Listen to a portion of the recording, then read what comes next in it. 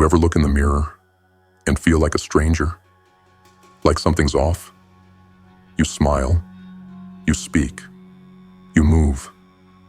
But underneath it all, there's a hollowness, a script playing behind your eyes, something older than your choices, something deeper than your thoughts. I'll tell you what it is. It's the ghost code, and it runs 95% of your life. You weren't born with it. It was installed. Every time you were ignored as a child, every time they laughed when you spoke your truth, every time life hit you and no one came to help. Click. Another line of code embedded, until your mind became less you and more them. You didn't choose your habits. You inherited them. You didn't build your beliefs. You absorbed them. And now, you live in a house built by other people's hands, but somehow you call it home. No, that isn't home. That's the prison of the subconscious. Understand this. The subconscious doesn't think. It records. It stores trauma like sacred text. It doesn't care if it's killing you. It only cares if it's familiar. And familiarity, that's how people stay broken for decades and call it normal. You ever wonder why you sabotage yourself right before a breakthrough? Why you feel uneasy when peace finally shows up? Because peace isn't familiar, but pain is. You've trained your subconscious to accept suffering as safety. And until you destroy that code, you'll keep bleeding quietly in the dark, smiling for the world while rotting inside. But let me give you a gift. The truth they don't teach you in school. You can hijack the system. The subconscious isn't a curse. It's a slave. It bends to one master. Repetition, laced with emotion. Feed it a lie long enough, and it becomes truth. Feed it a truth long enough, and it becomes power. So if you're waking up feeling like a fraud, like you're stuck in someone else's skin, you're not crazy. You're just unaware of the machine that's running you. Here's where we go deeper. The subconscious mind is a time traveler. It drags every painful moment from your past into your present and infects your future. You're not just fighting your current problems. You're fighting every version of you who was ever wounded and left unresolved. That's why change feels impossible. Because you're not dealing with one enemy. You're dealing with a legion of ghosts. Ghosts with your face, your name, your memories. But here's the twist. You are not those ghosts. You are the exorcist. And it's time to cleanse the temple. You want to reprogram your subconscious? Then stop trying to motivate yourself. Stop watching another video hoping to feel better. This isn't about comfort. This is about reconstruction. This is about entering the battlefield of your own mind, torch in hand, and burning the false idols you've worshipped for years. So how do you do it? Step 1. Starve the pattern. Let me tell you something brutal. You are not addicted to the result. You are addicted to the pattern. It's not failure you fear. It's who you become when it shows up. And that identity forged in the fire of your lowest days is the one you secretly feed every day. Your subconscious has rituals, not the kind you light candles for, but the kind you perform without thinking. You feel shame, you retreat, you fail, you binge, you get hurt, you lash out, you get ignored, you get loud, or worse, you get silent. And every time you obey that loop, you reinforce the ghost. You strengthen the original program. You feed the infection. This is the part they won't teach you in therapy, in school, or in those feel-good podcasts. The subconscious doesn't care about your words. It responds to repetition. ritualized obedience. And most people, they feed the loop unconsciously with every move. A song plays, and the sadness returns. A scent hits, and the memory rewinds. Someone raises their voice, and your body reacts before your mind even catches up. That is how deep the pattern runs. So how do you break it? You don't just change your actions. You starve the response. You become a pattern assassin. You identify the chain reaction, and you cut the cord at the first sign of life. You feel yourself slipping into the old role. You pause. You don't react. You interrupt the code. You shock it. Scream. Clap. Run. Laugh at the demon trying to puppeteer you again. Do something chaotic. Do something incongruent. Because shock disrupts rhythm. And without rhythm, the pattern dies. But here's the deeper layer. Starving the pattern will feel like death. Because it is. The death of an identity you've been carrying like a second skin. One that whispered safety in exchange for slavery. When you refuse to play the part, your subconscious will revolt. It'll scream. It'll throw panic, confusion, anxiety, fear, all at once. That's not failure. That's the ghost starving to death. Hold the line. Because on the other side of that chaos is something you haven't felt in a long time. Power. Not fake confidence. Not momentary hype. Real, raw power. The kind that builds empires and breaks generational curses. But you don't get it without pain. You don't get it without war. So ask yourself, can you sit in the fire of discomfort without reaching for your old escape? Can you feel the urge to run and stay put? Can you break your own cycle by force? Because that's what it takes. This isn't healing. This is reconstruction. And it begins the moment you refuse to feed the pattern one more second of your life. So today, when the ghost knocks, don't answer. Let it rot outside the door while you build the new you brick by conscious brick. You don't need to run anymore. You just need to stop obeying. That's how you starve the beast.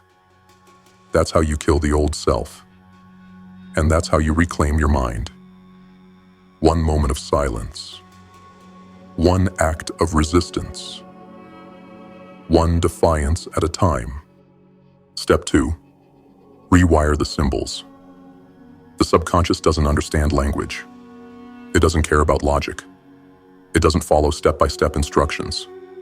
It doesn't sit politely and wait for you to motivate it. No. It responds to symbols.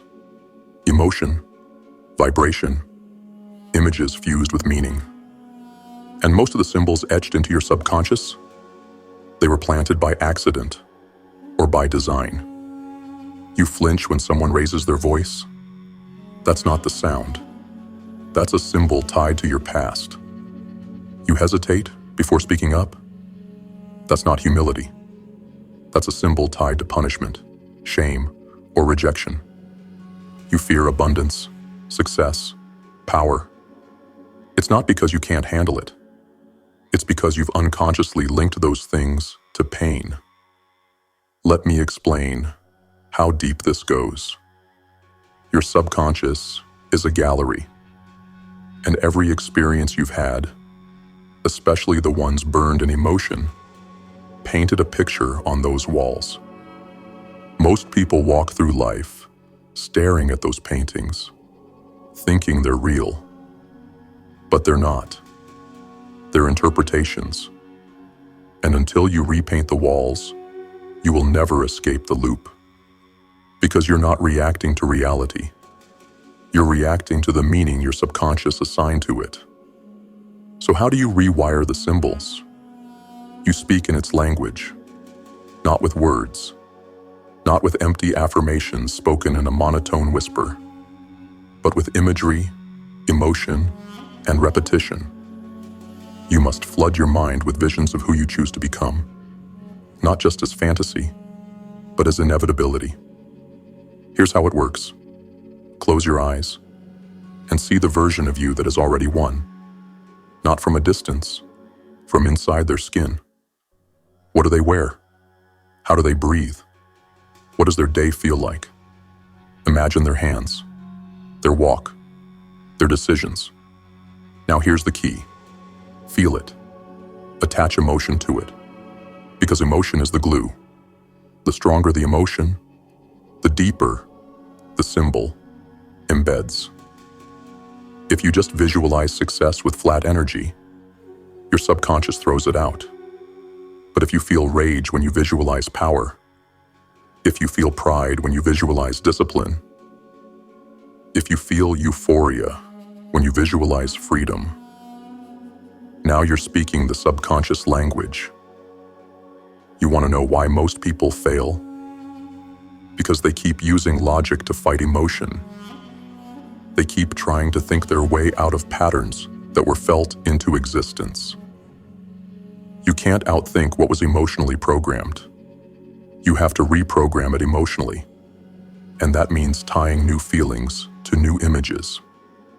Imagine yourself executing discipline and feel triumph. Imagine yourself walking away from toxicity and feel relief. Imagine yourself taking control and feel divine rage pulsing through your blood. Burn those symbols into your nervous system until they override the old ones. But that's not enough. Because you're surrounded by external symbols every day that keep dragging you back. That t-shirt from the ex, that playlist you listen to when you're depressed, that mirror you glare into with shame. Burn them all. This is psychological warfare. And you can't win the war if the battlefield is decorated with your past. Redesign your space to match the new identity. Your room, your clothes, your rituals. Everything must become a living symbol of who you're becoming. Because when your external world matches your internal image, the subconscious stops fighting. It aligns. It obeys. And your reality begins to bend. But remember this. The old symbols will try to resurface. They'll whisper nostalgia. They'll try to feel like home. They are not home. They are the chains. Chains disguised as comfort. Chains disguised as personality. Chains disguised as truth. Reject them. Redefine them. Reassign, meaning with violence if you must. Because the subconscious is not your enemy. It's your soldier, your scribe, your reflection. And if you learn to speak its language, you won't just change your mind, you'll rewrite your fate. Step 3. Ritualize your dominance. You want to change your life? Then stop waiting for permission. Stop waiting for motivation. Stop waiting for your circumstances to feel right. Because none of that is coming. No lightning bolt. No cosmic sign. No perfect mood. The subconscious doesn't care if you're ready. It only knows what you repeat. And repetition is how you ritualize your dominance. Let me make this brutally clear. You are not what you think. You are what you do consistently. And every day, whether you realize it or not, you're already practicing rituals. Waking up and checking your phone, ritual. Snoozing the alarm, ritual. Dragging your feet through the day, ritual. You are not undisciplined. You're just faithful to a different altar. One built on weakness. One that worships comfort. One that rewards emotional chaos with dopamine hits. And you keep showing up and bowing to it like clockwork. But that ends here. You want control? Then build new rituals, not habits. Rituals. There's a difference. Habits are mechanical. Rituals are spiritual warfare. Rituals carry meaning, emotion, symbolism. They are intentional acts performed with devotion. Not for the sake of survival, but for the sake of transformation. And transformation isn't something you stumble into. It's something you summon. So here's how you begin. You wake up before the ghost does, before the excuses, before the fear, before the autopilot kicks in. You rise and you act. Cold water, intentional breath, movement, stillness, resistance. The details don't matter as much as the intensity and consistency, because you're not just getting stronger, you're sending a message to your subconscious. I am no longer available for mediocrity. You perform these acts daily, not for outcome, but for identity. The point isn't to look fit. It's to become a man who trains, no matter what. The point isn't to make $1 million. It's to become a person who creates value relentlessly. The point isn't to feel spiritual. It's to become someone who chooses alignment over chaos. This isn't routine. This is reprogramming. Here's the hidden truth. Every time you intentionally do something hard, you are etching self-respect into your nervous system. You're showing your subconscious, I say what I mean. I do what I say. I am who I choose to be. That's how dominance is built. Not through bravado, not through fake confidence, but through thousands of small, ruthless acts that forge your will into law. And once your subconscious accepts that law, you no longer fight your old self. You outgrow him. But here's the catch. Miss a day, and nothing happens. Miss 2, and the voice returns. Miss 3, and the ghost reawakens. That's why this isn't about perfection. It's about vigilance. If you fall, rise harder. If you miss, double down. Because this is war. And war isn't about how clean you look on the battlefield. It's about how many times you get hit and still keep pressing forward. So build your rituals like a soldier sharpens his blade. Make your routine a declaration of war against who you used to be. Ritualize your cold showers. Ritualize your stillness. Ritualize your grind. Ritualize your silence. Ritualize your creation. Not because you feel like it, but because the man you are becoming demands it. And soon, what once felt like struggle will feel like breathing. What once felt like force will feel like flow. Because the rituals will no longer be what you do. They'll be who you are. And that's when the subconscious kneels. That's when your old identity burns. That's when your presence becomes prophecy. Not because of a miracle, but because you showed up. Daily, brutally, uncompromisingly. That's the power of ritualized dominance. Earn it. Live it. Become it. Step 4. Weaponize the void. Most people run from silence like it's death. Because it is. The death of distraction. The death of denial. The death of the false identity they spent years constructing. That's why they live with music always playing, notifications always blinking, a screen always glowing in their face. Because the silence, that's where the truth lives. And the truth, it's loud. You see, the void is not empty. It's full of every voice you tried to ignore, every unresolved memory, every moment you stuffed down, hoping it would disappear. But it didn't. It just got quiet. And then it made a home in the shadows of your subconscious. Waiting for a moment of silence to rise again and remind you you're still carrying the weight. Let me make this clear. Most people will never be free because they're terrified of being alone with their own mind.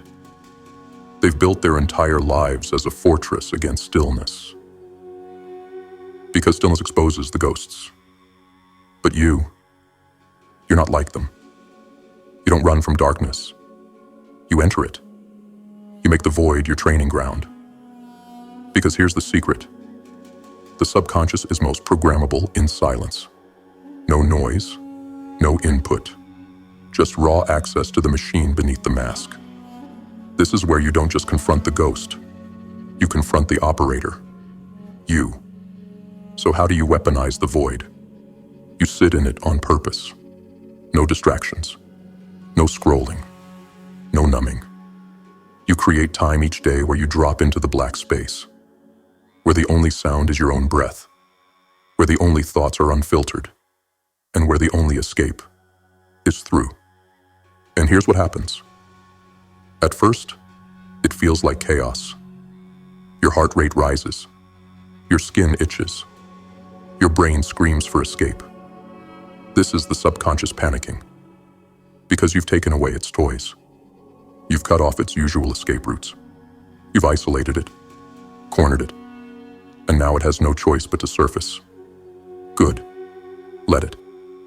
In the void, you'll meet the broken child inside of you, the angry teen, the betrayed adult, the version of you still frozen in time. You'll meet them all, and you don't flinch. You stare them in the eyes and say, "You're safe now. I'm in control." You don't reject them. You integrate them. You take the pain, and you forge it into armor.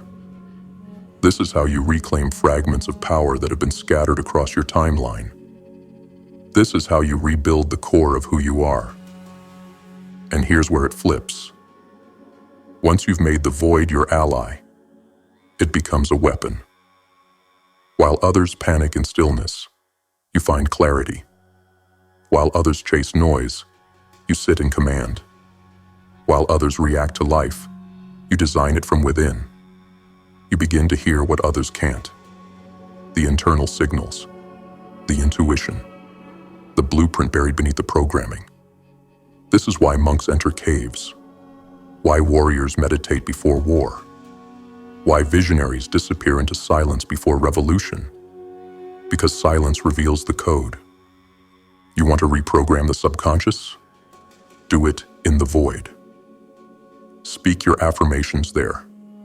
Not with noise, but from the depths of awareness. In that stillness, the words land differently. They don't bounce off walls of noise. They penetrate the system. Visualize your future in the void. Not with hype, with certainty. Because when all distractions are stripped away, there's no more pretending. Only truth remains. And the subconscious doesn't resist truth. It bends to it. But only if you're bold enough to sit in the fire of silence. So sit, breathe, watch, command. Let the thoughts scream. Let the discomfort rise. Let the ghosts dance. And don't move. Because the longer you sit, the more the old self dissolves. And what remains is you, unfiltered, unchained, unbreakable. That's the power of the void. Most fear it. You weaponize it. And in that silence, you don't just hear your true voice, you become it. Step 5. Reverse the curse. Here's the truth they hide behind therapy slogans and self-help smiles. You were cursed. Not by magic, not by fate, but by experience. By betrayal that taught you silence. By neglect that taught you self-doubt. By fear that wore the face of someone you trusted.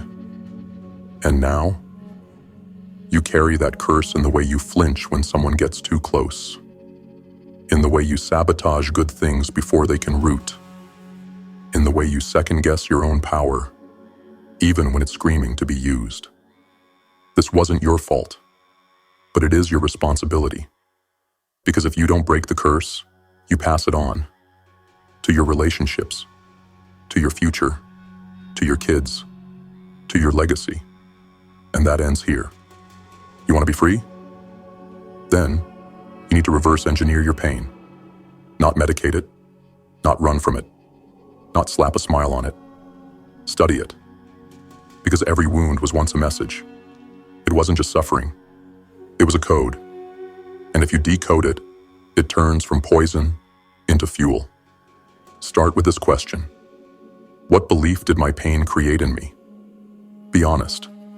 Did it teach you that you're unworthy of love? That people always leave? That success is dangerous?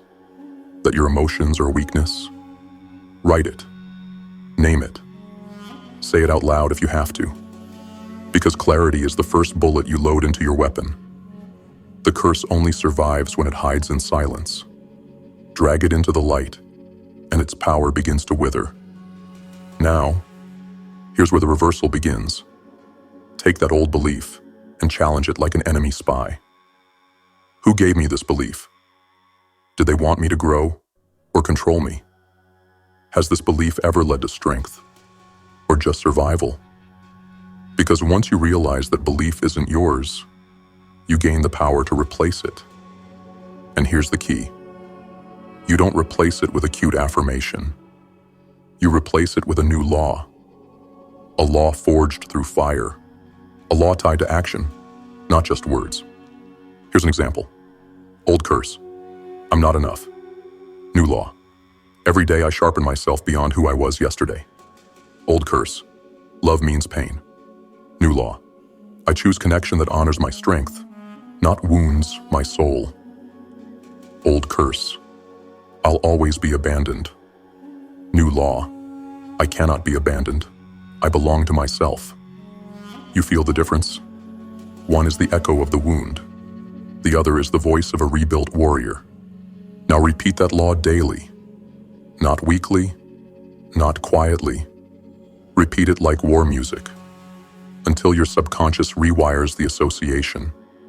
Until your past becomes a reference point, not a prison. But there's more. You must make the pain pay you. What did you learn that others didn't? What instincts did you sharpen in the dark? Maybe your pain made you hyper-aware. Maybe it taught you how to read people. Maybe it made you protect your energy like your life depended on it. Good. Now, refine it. Don't just survive. Optimize. If they gave you fire, forge it into a blade. Turn your trigger into a tool. Turn your breakdown into a blueprint. Turn your failure into a formula. Because the curse only wins if you stay reactive. But the moment you go proactive, you become a strategist of your own suffering. Let them call it trauma. You'll call it training. Let them call it baggage. You'll call it weaponry. Let them run from the past. You'll turn and mine it like gold. This is the difference between the haunted and the dangerous. The haunted relive the past. The dangerous use it. So now ask yourself, are you still afraid of what happened to you? Or are you ready to use it all? Because this isn't just about healing. This is about becoming more powerful than you would have been without the pain. That's what reversal means. That's what the curse fears. Because the moment you stop hiding and start using what they tried to break you with, you become something they can't understand. Not a survivor, not a victim, not even a fighter, but a force. Step 6. Collapse the old identity. Let's make one thing clear. You can't transform and still keep the corpse. You can't rewrite your destiny while dragging the old version of you into the future. The one who flinched, the one who hesitated, the one who self-destructed right before the breakthrough. That version of you has to die. Not someday, not gradually. Now this is where most people fall apart. They start evolving, but keep one foot in the grave.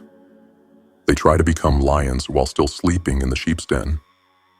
They want the glory of transformation, but they refuse to let go of the identity that feels like home. Because comfort is seductive, even when it's killing you. Even when it's wrapped in shame, failure, anxiety, it's still familiar. And the subconscious, it doesn't care what's good for you. It craves what's known. But you're not here for comfort. You're here for conquest. And conquest begins with collapse. So here's what it looks like. Not some vague inner work. No. We're talking ritualized execution of your old self. You must hunt down every echo of the identity that's holding you back. Every belief, every behavior, every environment that confirms the old you, and you cut it out like rot. That means burn the journals full of excuses. Delete the photos where you played weak. Drop the relationships that only recognize your old limitations. Change your name in your head if you have to. Speak differently. Walk differently. Move like a threat, not a question mark. Because until your entire nervous system feels the change, the subconscious won't obey. You must become unrecognizable to your former self. That's not a metaphor.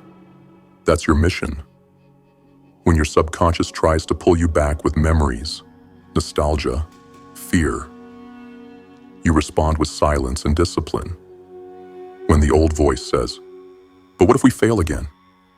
You answer, "That version of me doesn't exist anymore." And you don't just say it, you prove it. Every single day. This is not about growth. Growth is slow, passive, painless. This is about collapse. Brutal, final, glorious.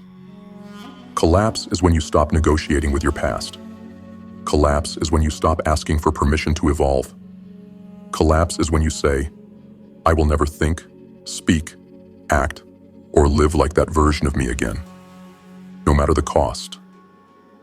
Collapse is when you kill the comfort in front of you to become the legend you were meant to be. And yes, there will be grief. You'll mourn the version of you that didn't make it. You'll feel hollow as the mask peels off. You'll want to crawl back to the familiarity of weakness. That's the test. Because collapse isn't just destruction, it's rebirth. And birth is messy, painful, violent, but it's also sacred. So here's the final instruction. Write the obituary. Not a joke, not symbolic. Literally, write it out. Here lies the version of me who lived afraid, who stayed small to be accepted, who watered himself down to make others comfortable, who mistook survival for purpose, who broke his own heart to belong. He is gone, and he's never coming back. Burn it. Bury it. Mark the date. Let the ashes of that identity fertilize your future. Because from this moment forward, you only move as the rebuilt, unapologetic, undeniable version of you. No more apologies. No more hesitation. No more pretending to be broken. Collapse the mask. Collapse the lie. Collapse the life that made you forget who you are. And rise as legend, as weapon, as truth. You've seen behind the curtain now. No more excuses. No more blind obedience to the ghost running your life.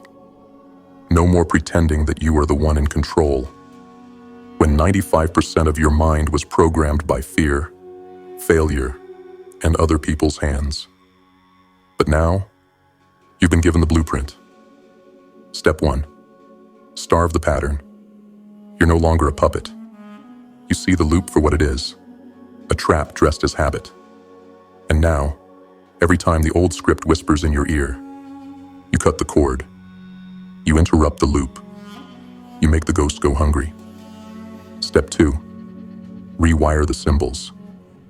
You've learned that your subconscious doesn't speak words. It speaks imagery, emotion, meaning.